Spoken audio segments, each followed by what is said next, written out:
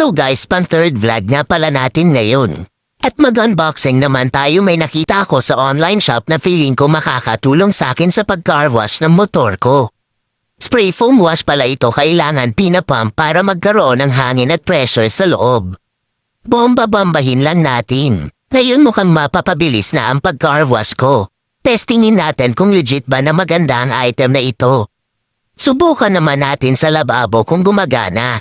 Bago natin subukan sa motor, konting liquid soap at tubig ang ilalagay natin.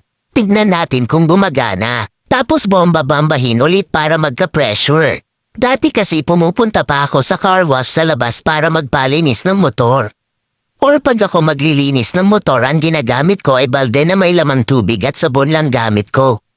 Ayan, gumagana siya. Subukan naman natin palitan ng adjustable spray head. Tignan natin kung magbabago ng pagbuga ng sabon. Bomba lang ng bomba para di maubos yung hangin para malakas ang pressure. Nag-iba na nga ang buga ng sabon dahil nasubukan na natin sa lababo. Test engine naman natin sa motor. At dito naman natin subukan sa motor ang paggamit nitong spray foam. Ang ganda ng pagbuga ng sabon. Balot na balot ng sabon ang motor ko. Maraming salamat pala sa panonood ng video ko. Kung nagustuhan nyo, pa-like, follow and share na rin ang video na ito. Maraming salamat, goodbye.